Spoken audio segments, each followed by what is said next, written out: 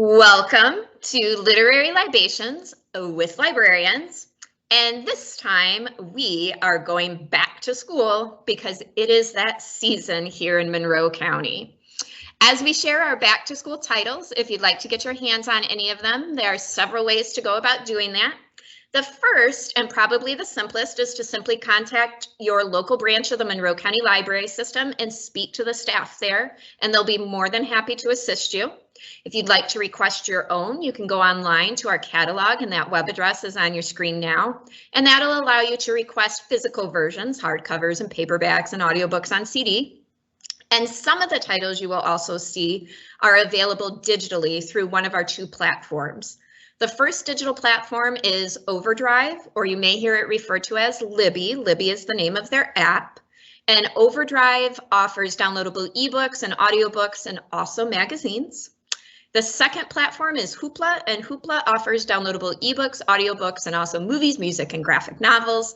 And the great thing about Hoopla is if you see any of the items on there with a little lightning bolt next to the title, those mean that there is never a wait and multiple people can have those titles checked out at the same time.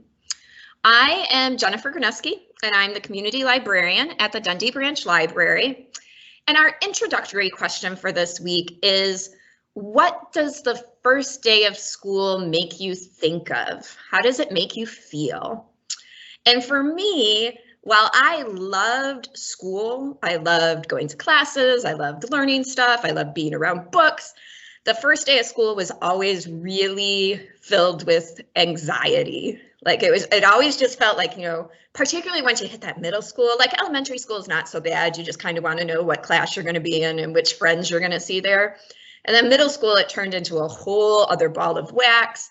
And if you know me, you know that I like to know exactly what's going to happen almost every minute of the day. And you walk in and you're getting your schedule and you got to find your locker. And am I going to be able to unlock my locker? And what will I have this class with? And then how am I going to get from this class to this class? Because it's all the way across the building. And which book should I keep in my book bag so that I have it with me so I make it to class on time? And I'm never using the bathroom again in my entire life because I don't have time.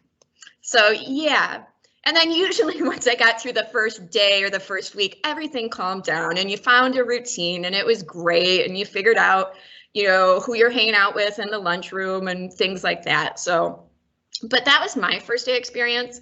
I will say that my son is, even to this year, which he's in 8th grade now, he's super enthusiastic to go back to school. We have yet to have a first day of school where he is dreading it, because he loves to be able to go and see his buddies and go to class, and he likes school so far.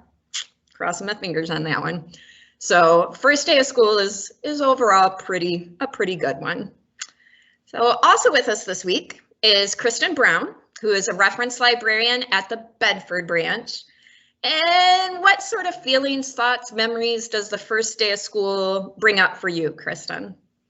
So I always think of when I was teaching, and so the first day of school would also be very much full of anxiety, but it would also be super exciting to see which students you had again, planning out new, kind of like icebreaker games and fun things that you can do with the kids. I usually always that first day tried to get them just making art, like let's get all the paint out, but then that was probably not a good idea because then they just expected it all the time.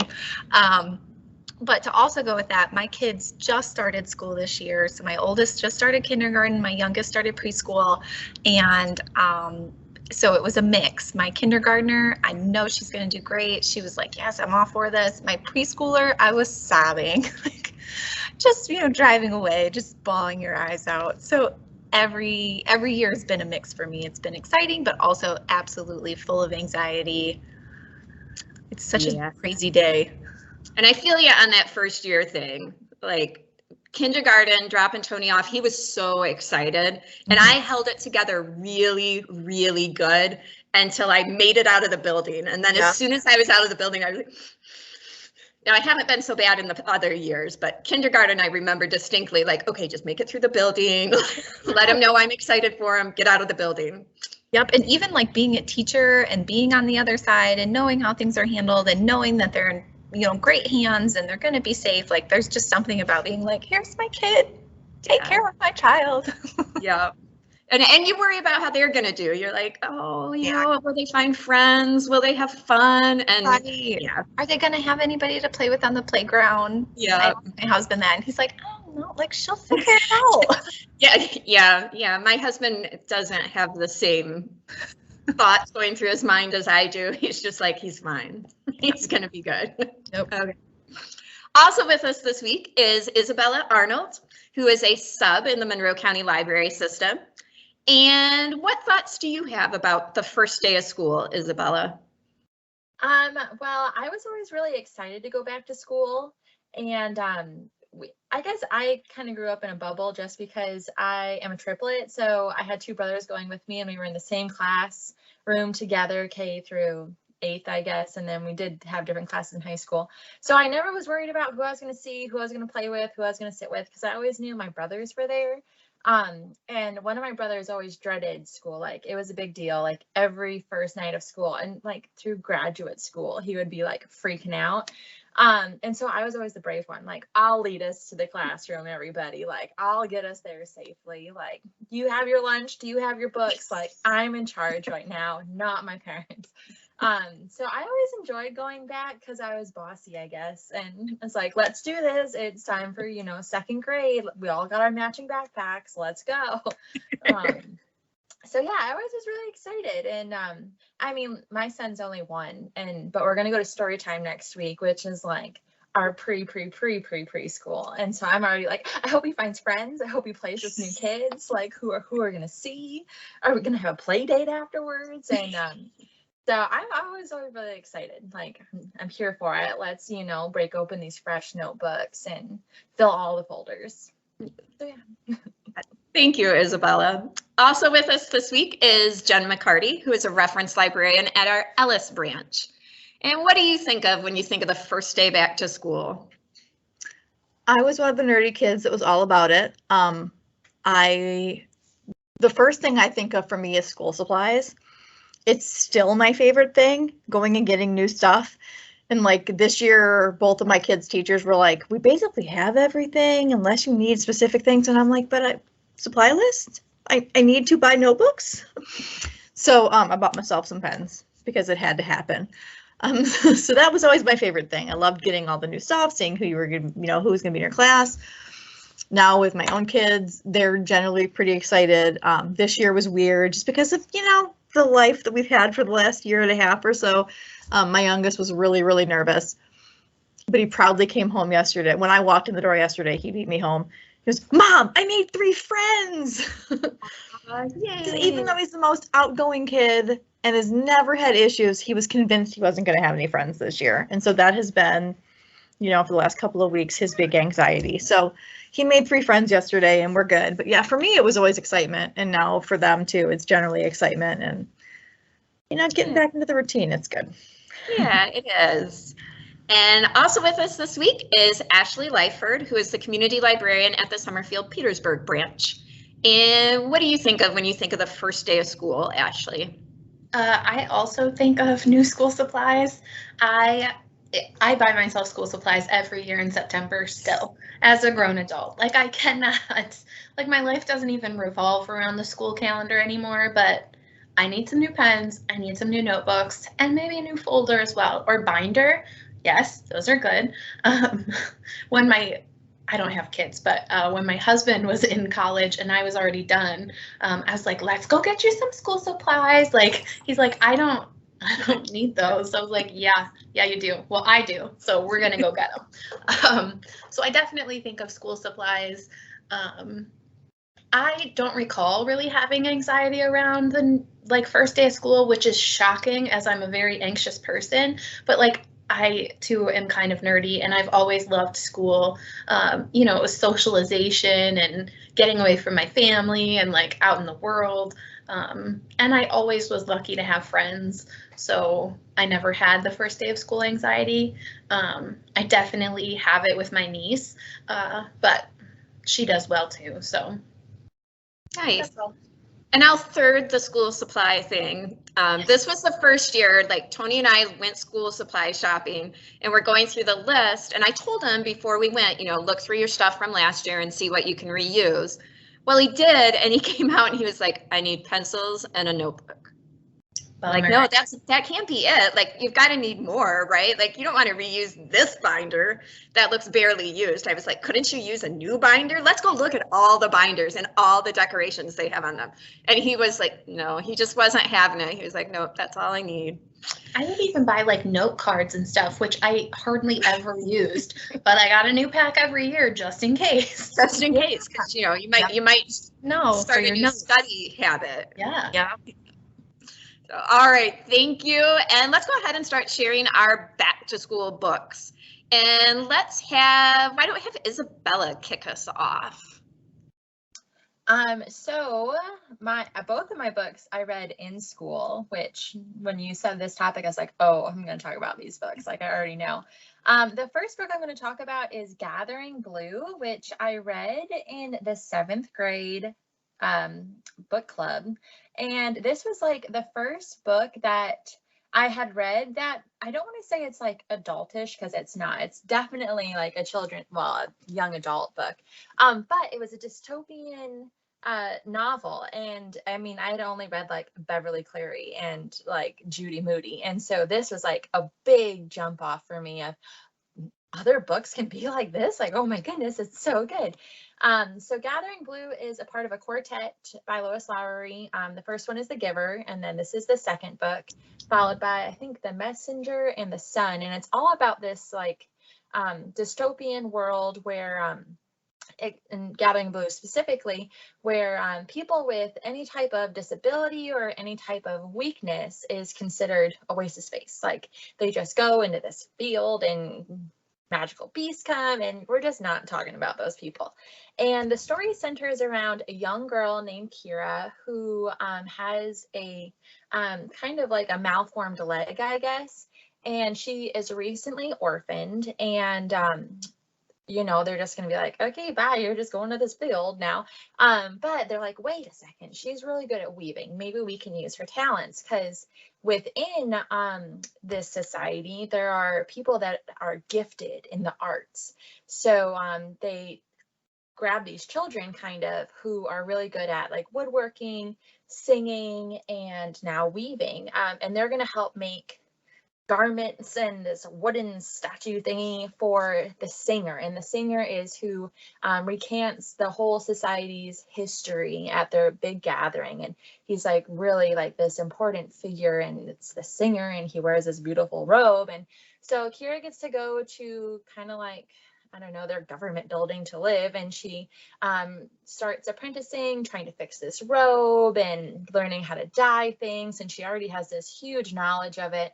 And she's just so talented, and being in this now government building, she's kind of realizing, oh, maybe this is not actually a good place to be. Like maybe there's some stuff that's kind of shady that, maybe we're not actually free. Maybe we're actually slaves to these council people, and maybe everything we're doing is not that good.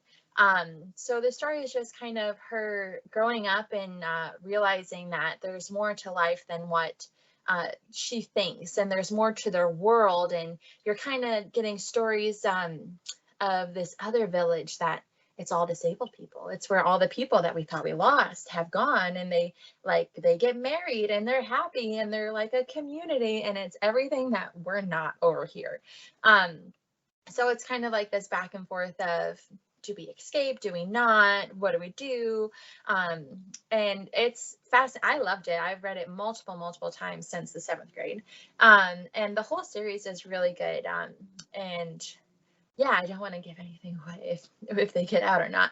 But lots of twists and turns, super cool. And I just remember thinking as I was reading it, like, what is this world? Where are we at? Like, oh my goodness.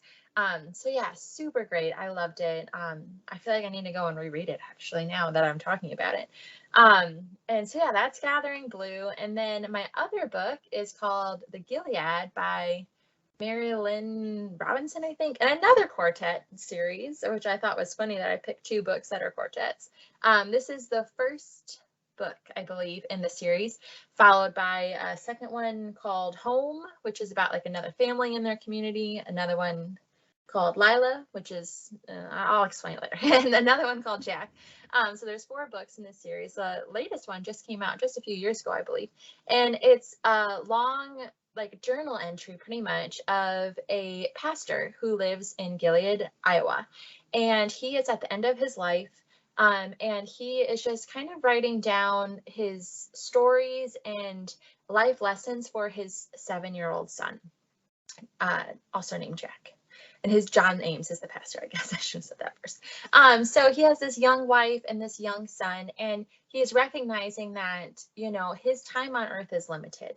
And it's a beautifully, beautifully written novel. I read this for a college English class called Death and Dying in Literature.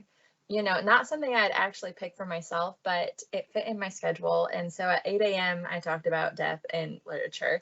And yeah, but it's just so beautiful, this book. It's really quiet. It's nothing crazy happens. Like, you're just going through this life of this pastor who is just pointing out that as you're living, you need to stop and notice the joy. Like, one of my favorite parts of the book that I was just even thinking about earlier and like was casually tearing up as I was thinking about it was he's writing his journal and he just looks out the window and there's his young son Jack swinging with his wife, and he just is so in awe of the joy that they're having and just this magical moment that they may not realize in that moment just how blissful they are, but he's seeing it from a distance, and it's just beautiful. And he just talks about his father, who is also a reverend, his grandfather, who is a reverend. They're all very different reverends and pastors and preachers and whatnot. And so it's just kind of like a long journal entry about his life. It's beautiful. And yeah, like I was saying, the second book is about another family in their community. The third book is about his young wife and her whole story. And then the fourth book, Jack, is about kind of like a black sheep of their community in his story. And so yeah, this one I owned because I read it in college, and I would reread it like every couple of years. And every time I reread it, I was like, oh, why don't I read this more often? This is just so beautiful. Like, I just love it so much.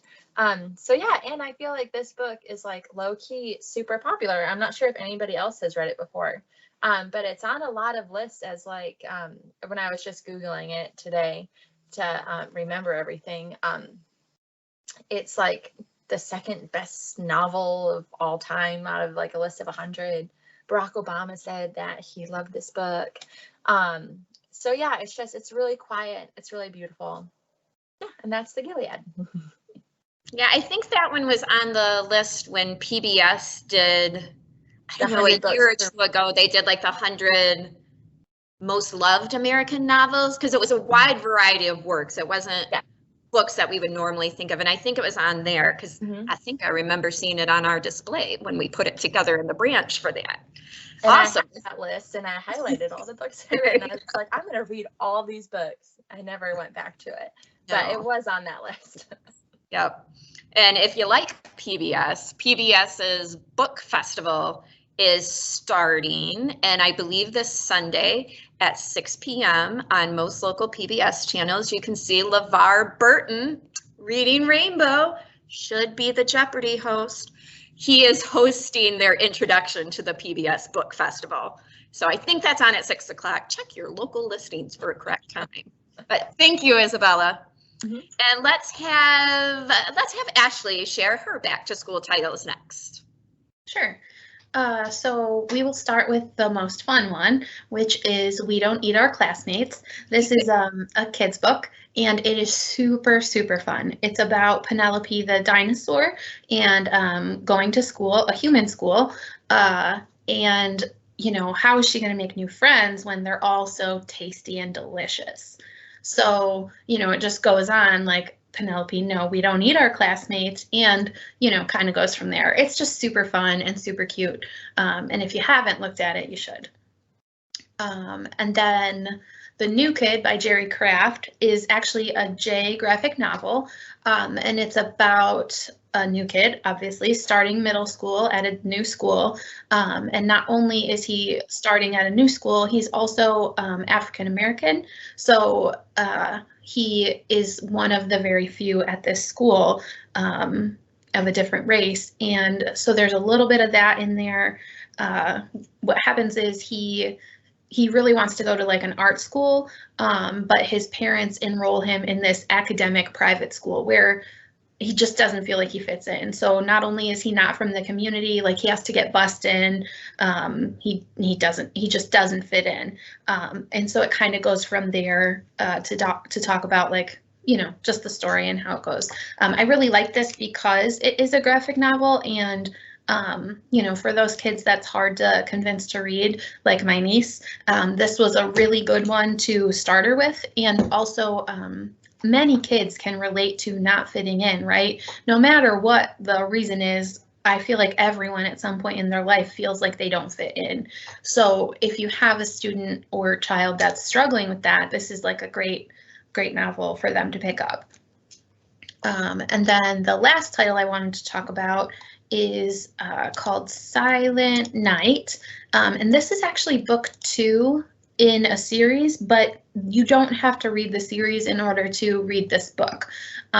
So the book starts from the perspective of a child, and he's like standing in the forest in a clearing, and he's holding a bloody knife and just watched the life fade from someone's face. Like, so you don't know what happened. You don't know if he like murdered this person. You don't know. So it turns out that he is camping with his school, which is how I tied it into school, the school topic. So he attends and actually lives at a school for deaf students, and they have taken this really special trip that they don't normally get to take. Unfortunately, they are snowed in, kind of, like they should have canceled the trip, but the teacher didn't because the kids needed it so bad. So they get snowed in. When the kids wake up in the morning, they realize he is missing, as well as a teacher. So, well, the teacher's not missing yet, sorry. So he's missing, so teacher goes to look for him, right? And now no one has heard from the teacher for a long time. The police get called in, an interpreter, the main character of the story is actually an interpreter for sign language. She is hearing, but her sister is not. So she has been a part of that community her whole life. So she interprets to help the police, and the story kind of goes from there. Like, you know, you got to try and figure out where this kid is because he disappeared. Nobody can find him. Who murdered this teacher? Obviously he was murdered. So who murdered the teacher? How that all plays out. And there's ties about it with her life as well. Like there's a little bit of a romantic interest.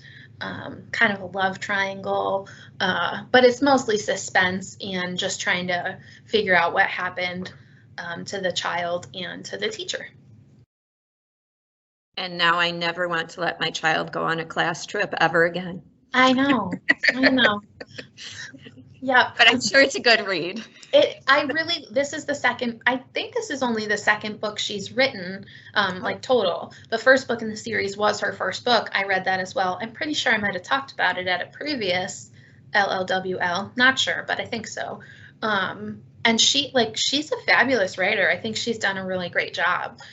So I'm excited. There's a book 3 coming too. It's not out yet, but I'm excited. Nice. Thank you, Ashley. Mm-hmm. And let's have Jen share her back to school titles. Okay, my first book is Fangirl by Rainbow Rowell. And this book is a girl named Cather, who is a twin. Her sister's name is Ren. And Kath and Ren are freshmen in college. And they're very, very different. Ren is incredibly outgoing. Kath is very, very introverted. She's much more nervous about this experience. She's always relied on her sister's extrovertedness. And now they're in college, and Ren is saying, I don't want to be just twins anymore. I want to be my own person. I want to go out and do my own thing. So basically this book looks at the two of them as they're kind of exploring college and how very differently they do that. Kath is, and this is where the title comes from, Kath is obsessed with fan fiction. That's pretty much where she sort of lives her life, is fan fiction. She writes fan fiction for the fictional Simon Snow series, which is very Harry Potter-esque.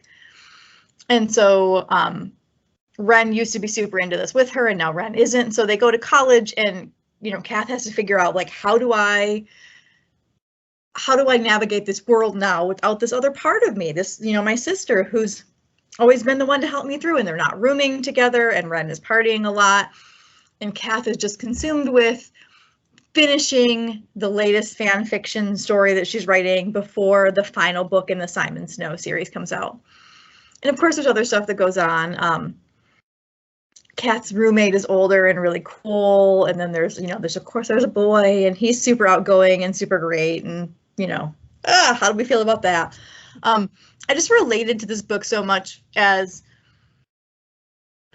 I think most of us feel that sort of, like, especially like going into college or going into a new thing, like, this is my chance to be whoever I want to be. And you can see the different paths that they take. Ren, totally wants to break free from everything that she's had as, as high school, and, the twin.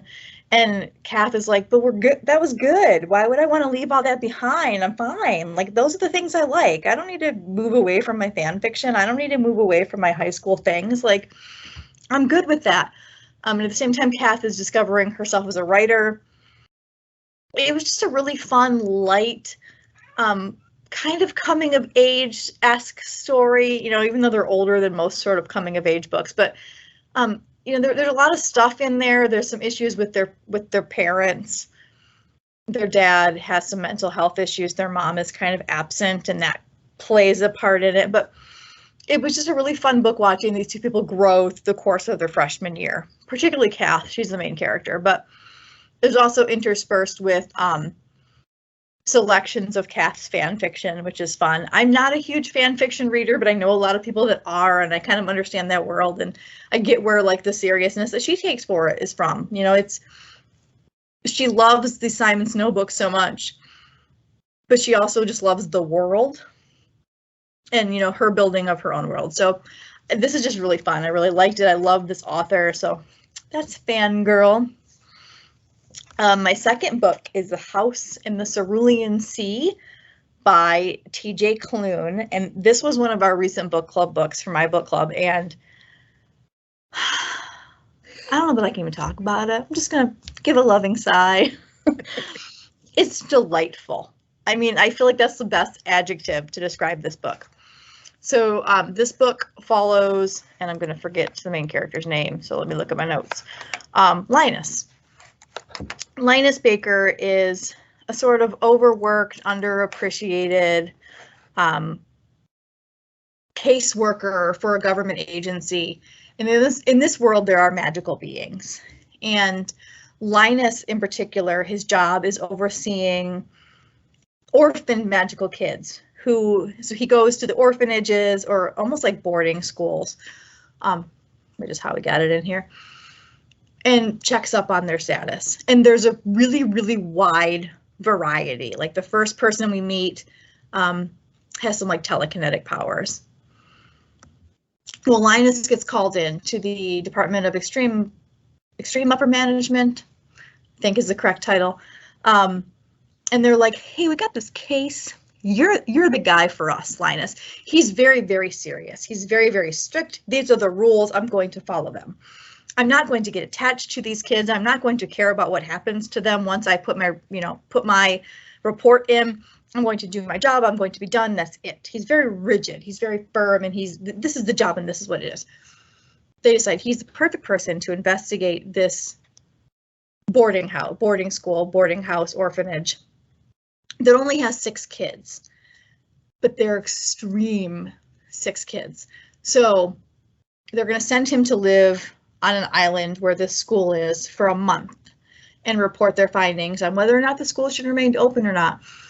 And I don't want to tell you too much about the kids because I think that's part of the fun of it, is discovering who they are. But one of them, when he reads the case file of the first child, he faints because it's so like, wait, what? You have what on this island, living with other children?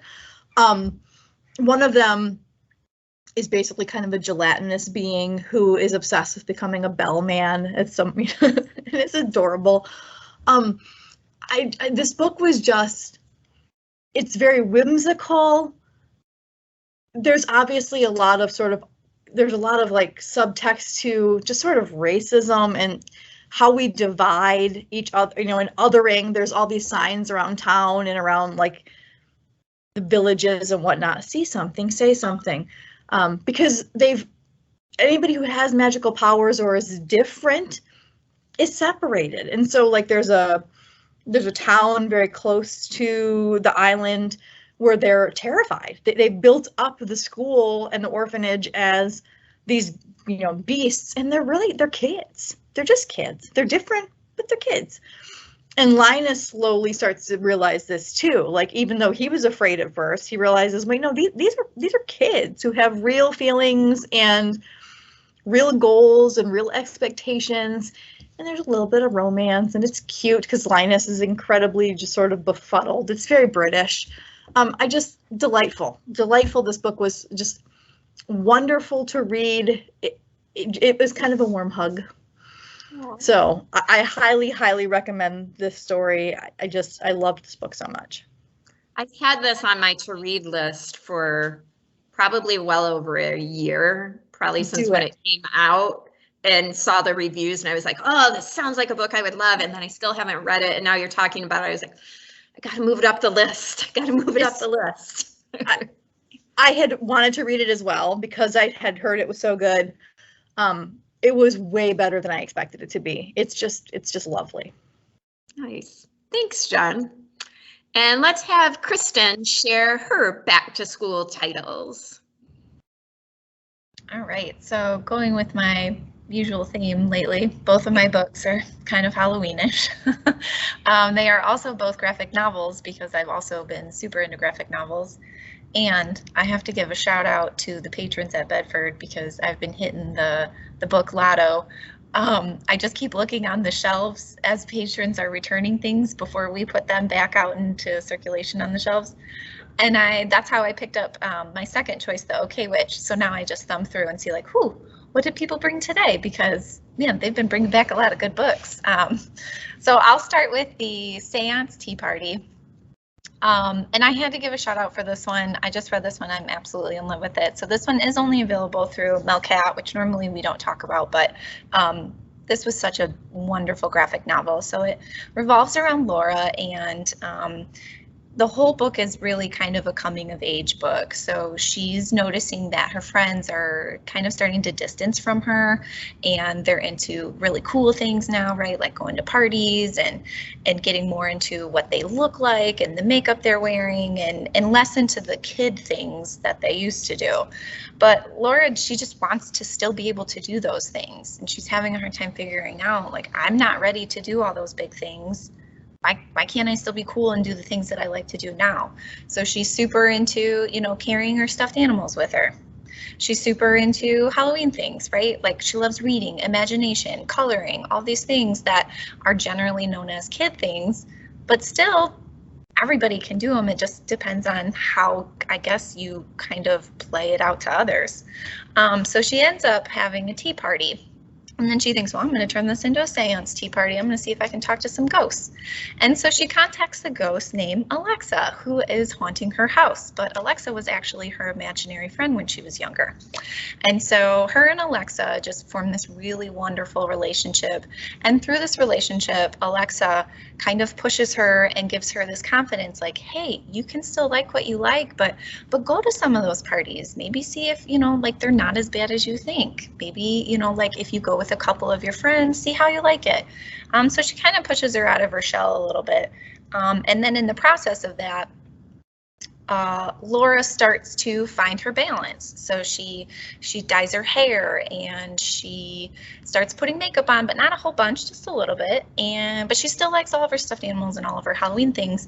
And she's noticing that she was probably being more, not prejudiced, but just her fear was the one that was holding her back. So it wasn't necessarily that nobody wanted to be around her or they thought she was a kid. She was just afraid to try to really be who she wanted to be.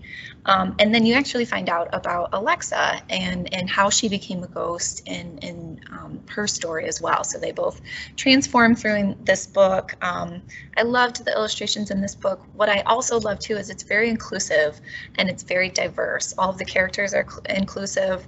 And so that I thought was just a really great touch that the author Remena. I wanted to make sure I had it like written out phonetically so I could pronounce it correctly. So the author and the illustrator, you could tell that she really focused on the storyline and wanted to get both the illustrations and the storyline together. So wonderful, cute book. And then my next one is The OK Witch, which was the one that I found on our shelves at Bedford. And then I was like, what? There's a second one too? So I'm completely sucked into this series. And the author is Emma Steinkellner. And what I also loved about this was she majored in gender studies, feminism, and something else. And I was like, well, okay, this book is gonna be amazing. But it is. It's also a very diverse and inclusive character driven book. And so the book follows Moth, who is bullied at school. And Moth is also very quiet. She's very quirky. She's into her own things. And she doesn't necessarily fit in with the cool kids. And so she gets really frustrated on Halloween because she just wants to dress like a witch and like do her own thing. And the kids are bothering her. So then she kind of like has this moment where these powers come out. And then she's like, what is happening? She goes to talk to her mom and her mom's like, oh yeah, sorry, PS, like you're a witch, runs in our family, didn't tell you. And so the author actually ties it into like a parallel with the Salem witch trials. So she talks about how their family, they had to travel from Europe. So she actually kind of ties in like the Europe witch trial in Salem. They came over from Europe to find somewhere safe. And then they ended up being persecuted in Massachusetts, but it's a different part in Massachusetts. And so then they had to create their own realm. And what happened was Moth's mother didn't want to go into that realm. She wanted to still be a part of Earth and this plane. And so she ends up meeting somebody. She has Moth. Moth's mother's mother gets very angry and says, fine, stay on Earth. I'm going to my realm. I'm not going to talk to you anymore. So during this graphic novel, you end up meeting, oh, and this is the image that shows what happens when she's getting bullied and then she realizes like, oh man, I have magic powers. So it's just a basic story of like her finding who she is. She meets a friend and he really helps her to stand up to her bullies and figure out who she is. But coincidentally, his family were the ones who persecuted her family back in the day in Massachusetts. So there's like this epic battle at the end. And then for the second book, what happens, and I really enjoyed the second book, was the author, now that Moth has her powers and she wants to learn, her mother is making her do it very slowly. And she thinks, well, I don't even have to be bullied anymore. I'm a witch. Like I can do whatever I want. I can make all these spells happen. And her mom's like, that's not how it works. Don't do it. So she ends up taking this like gem from her grandmother, and it ends up being some kind of like demon who wants to take over Moth and be like the confident Moth. So Moth has two things, so that's why it's called the Hungry Shadow. And so Moth really has to decide, is it worth it to be cool if I'm like losing my actual friends and my family and not being who I want to be? So super great underlying topics in these books that I think everybody could relate to. They're just good books. Nice. Thank you, Kristin. And now I'll go ahead and share my back to school books. Both of mine are set sort of in schools I interpreted it pretty broadly. So both of mine are thrillers and suspense novels. The first one is The Maidens by Alex Michaelides. And he also wrote The Silent Patient, which was like a huge blockbuster bestseller. Everybody was reading it. I did not read it. I actually picked this one up first because I managed to get an advanced audio copy so I could listen to it. And it's fabulous on audio. And it is set at Cambridge, which I love pretty much anything. If you say, hey, it's at Cambridge or Oxford, even though I've never been there and don't really know anything about it, I'm totally going to be picking that book up. I don't know why. Some part of me just really wants to, you know, experience it, at least through writing. So in this one, Zoe is at Cambridge. She is the student there, and a friend of hers is killed. Whether it was suicide, whether it was murder, exactly what happened is a little unclear at the beginning. And her friend had become a part of a group at the school known as the Maidens. And the Maidens were strong followers of the Greek tragedy professor, because it's always the Greek tragedy professor, Edward Fosca. And they just became this group that was really obsessed with Greek tragedy. They tended to walk around. They attended this girl's funeral, dressed all in white. And in the book, they explain more about the mythology behind the Maidens, so I won't go into that. But then, so Zoe, this has happened to her. It's happened to one of her friends. She contacts her aunt, Mariana, and Mariana is a psychologist, and she works primarily in group therapy and how groups are able to help each other and how groups can also become toxic. And so Mariana comes down to visit Zoe, check and make sure she's doing okay. Does she want to leave school? What does she want to do? Zoe wants to stay. Mariana attended Cambridge when she was in school. So she stays and does her best to sort of explore what is happening in this group, what could have happened to this young lady, what the dynamics are, and particularly what are the dynamics between these young women and Professor Fosca. And I really, really enjoyed it. It seems like, you know, ever since Gone Girl, it's all about the twist ending. It's about the twist ending. So I feel like it's real hard for me now to be surprised and also feel fairly surprised. And not feel like the author is just like, hey, so there's an imaginary twin out there, or, you know, they've thrown something in there that you're like, okay, you didn't talk about this the rest of the book and you just threw it in there at the end. I really, really liked this one. I thought that the ending was absolutely fair. I didn't see it coming. So 2 thumbs up. And then after I listened to this one, I immediately went and listened to The Silent Patient, which I also really enjoyed. You do not have to listen to either one of them in any particular order. They do, the worlds sort of overlap. There are a character or two that are referred to in both novels, but it doesn't matter which one you read first, because I clearly read them backwards. They're just sort of tangentially related. So that is The Maidens. If you like psychological thrillers, you like books set at Cambridge, you like books about students obsessed with Greek tragedy, because, you know, that's a thing. Looking at you, Donna Tartt, in The Secret History. If you haven't read The Secret History, that's a trip and a half. So, you know, if you need another weird book about students obsessed with Greek tragedy, The Secret History by Donna Tartt. The other book is actually a book that I am reading now. So I have not finished this one. I'm about halfway through and I am really enjoying it. Now I'm going to be super disappointed if the ending is not great, but I can tell you that up until about 50% through the book, it's fabulous. And I picked this one up again because I enjoy thrillers, but also because this one happens to be set with a boarding school as the background. And much like books set at Cambridge or Oxford, if you say, hey, it's set at a boarding school, you really don't have to say anything else. Boarding school novel, gonna read it. Not entirely sure why. I don't know why I find that fascinating. I'm sure I would have hated going to boarding school. I loved college. Not sure I would have enjoyed boarding school as a middle schooler or high schooler. But that's where this one takes place. It's it has two different time periods. You get Vermont in the 1950s when the school is active and running. And in the 1950s, there's always a rumor, there's a song about a ghost that haunts the school called Mary Hand. And lots of the girls claim that they've seen her. They write in their textbooks because, you know, the teachers never look inside the textbooks.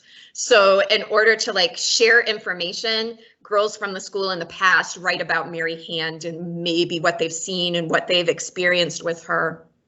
And one of the girls in the 1950s goes missing. So that whole storyline is happening. And then in Vermont in 2014, we meet Fiona, who is a journalist, and her sister was murdered on the grounds of the school 20 years earlier. So the school closed in 1979, and then Fiona's sister is murdered on the grounds of the now closed school, and now it's 20 years past that in 2014, and Fiona has heard that somebody is planning to rebuild the school and reopen it. And she can't figure out, one, why you would do this. Is there money to be made? Who's doing this? So she starts researching who is planning to reopen the school. And of course, in doing so, she starts looking at the death of her own sister. She starts looking at the history of the school, what the records of the school are. And I'm guessing all of this is going to come together. And it's really hard to talk about a book when you're in the middle of it, because right now I'm fascinated and trying to make my guesses about how is it going to come together. So my hope is that it comes together and it's awesome. And you're like, oh my goodness, you know, and for thrillers, it's usually awesomely devastating, where you're just like, oh my goodness, how could that have happened? Why I should have seen this sooner. So it's really good. I'm enjoying it. I've not read Simone St. James before, hadn't really heard anything about her, read a book review somewhere, saw, hey, boarding school, thriller, better check that one out. So I am. So if you are also a boarding school person who enjoys reading about boarding schools, then you should pick this one up. If you like psychological thrillers, I would pick this one up as well. So those are my two back to school books. Both probably back to school experiences nobody really wants, but there you go. So the next time that we meet and share titles, we are going to be talking about fall and the fact that, yay, it's fall, and these are books that you want to sit down and read with a cozy blanket and a hot drink. And those are the titles we'll be sharing next time. Thank you to all of you for sharing your back to school titles, and thank you to those of you who listened. Bye.